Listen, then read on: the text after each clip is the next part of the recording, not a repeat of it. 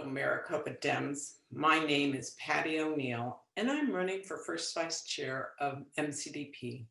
I'm a small business owner, a mother of 2 adult children, and the wife of a very supportive husband. I'm a first-generation Latina. My mother is from Mexico, and my father was from Guatemala. I have been a resident of Arizona since 1988, and I've raised my children in the city of Scottsdale. Like many of you here, I first got involved in the party thanks to 45. In the summer of 2016, I signed up to volunteer and started making calls for Hillary Clinton. I first became a PC in 2017 at the suggestion of Garrett McFadden, who said, if you want to affect change, become a PC. So I did. Since then, I haven't stopped volunteering in my home district of LD 23. In 2018, I first served on the board of as vice chair of organizational development, and then stepped up to become chair in June of 2019. It has been an honor to serve and lead an amazing board with 150 PCs and over 600 volunteers. This is a great question. Here are several ways I was able to contribute. I made sure all our county candidates had an opportunity to speak at every one of our meetings. In late 2019, I dedicated 2 of our monthly meetings to explain how the county operates and how each of these races are connected to each other. We called it Demystifying County Races. Voter outreach is a priority in LD 23. We insist that PCs become re-elected, and when they get their own completed petition, they get county candidate petitions as well. In addition to that, we promoted several signature slams at our LD office, pre-COVID that is. As a result, LD 23 led the county in most completed candidate petitions returned to the county. Once COVID hit, we were presented with a daunting challenge of how do we get candidates in front of our voters. On March 19th, we temporarily shut down our office, and on March 25th, I started a weekly candidate interview called Coffee and Chit Chat that we recorded and posted on Facebook. We also partnered with MCDP phone banking campaign that featured every county candidate and our 2 ledge candidates. With so many wonderful candidates, I wanted to create a phone banking plan that could maximize the number of calls a volunteer makes and highlight candidates. I came up with the candidate du jour approach. We featured 1 candidate each day of the week. Then we asked our 75+ phone banking volunteers to pick up 1 day of the week that they would be dedicated to make 50 phone calls. To manage each day of the week, we assigned a team captain. This phone banking plan resulted in LD 23 making the most phone calls for the county, with close to 32,000 phone calls with a 14% average contact rate. Finally, we dropped over 31,000 pieces of literature that included the MCDP candidate trifold and slate card. Yes. My background is in sales and marketing within the hospitality industry. The last 25 years, I've been an independent meeting and event planner. As an event planner, you have to have good organizational skills. You need to be attention to detail and be able to manage several projects at one given time. In my career, I have managed meetings for Fortune 500 companies and nonprofits. The event I am most proud of being part of was the 2016 presidential debate in Las Vegas, Nevada. That was amazing.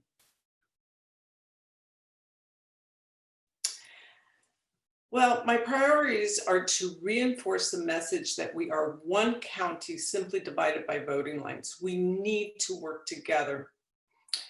As a county, we need to increase voter turnout foster collaboration, strengthen our organizational development, and build our bench.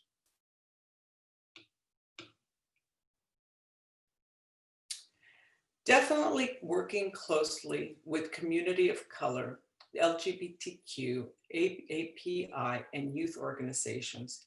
We need to identify leaders in those communities. We should leverage those relationships and give them a seat at the table. For instance, in District 23, we have a precinct that happens to be a tribal community. We've never had any representation in Fort McDowell Yavapai Nation. So I reached out to Debbie Nesmanuel. Debbie is a dynamic leader in her community. With her help, we were able to onboard a PC in Fort McDowell who's doing amazing work for the Democratic Party. In the short time Nita Sales has been a PC, she has increased voter turnout by 45%. This is important when you consider there are 5 tribal communities in Maricopa County. Imagine what we could do to help elevate their voices and be part of the process. In our district, we have worked with engaging youth at the high school level. We have a very active young high school Dem who's the president for Dem Club.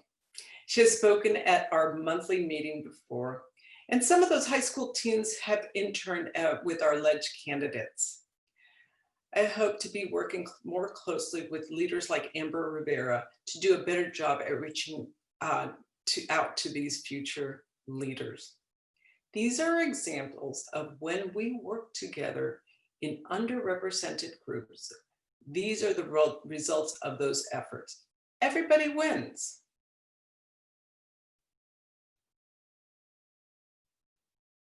First, I would like to propose that MCDP create their own PC handbook. Second, we need to work with the LDs to help them with a PC onboarding program.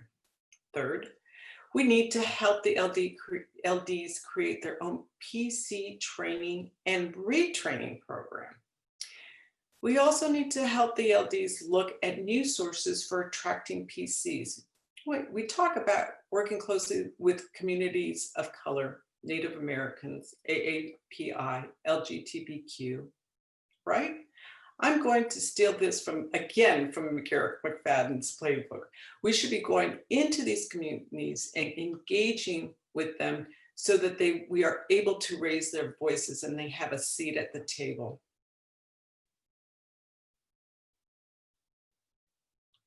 There is so much at stake in the next 2 years. Look, we have a building year in 2021. We have a redistricting year in 2022, and we have an election that same year. The next board needs to be ready on day 1 to lead. To do that, we need to elect board members that have led a legislative district. I have the experience and the record to lead on day 1.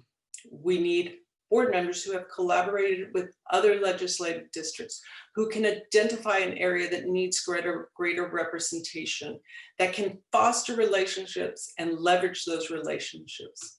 Let me share with you my track record. As chair, we have increased Dem turnout in the southern part of our district by 17% because I collaborated with LD24 by creating a South Scottsdale Dem Club. As chair, we finally have a PC who sits on our board from Fort McDowell Yavapai Nation because I reached out to an activist in the Native American community to help me. As chair, we led in the number of signed candidate petitions over any other legislative district because our PC training includes collecting signatures for not only themselves, but for our candidate. As chair, we led in the number of candidate phone calls than any other legislative district because I was able to think outside of the box and create a successful phone banking program. As chair, we engaged in over 600 volunteers that helped us phone bank, write over 60,000 postcards, drop 31,000 pieces of literature. As chair, I created a board position dedicated to raising funds for our district. As a result, By September of this year and during COVID, we had just under $30,000 in our bank account. As chair, I created a board position dedicated to dissecting the data. Our vice chair of data resources was able to forecast areas of population growth, trends, and give us valuable historical data to make that informed decision. As chair, we had the highest Dem turnout than any other legislative district in the county at 90.9%. This is because we have a great training program, weekly PC communication, PCs that are willing to work in other precincts to help get out the vote. As first vice chair, I am ready to use these tools and strategies to work with other LDs to succeed. In the end, we really are one county, simply divided by voting lines, and we all need to work together if we want to win. I hope I can earn your vote. Please look at my past successes, and together we can accomplish all of our goals in 2022.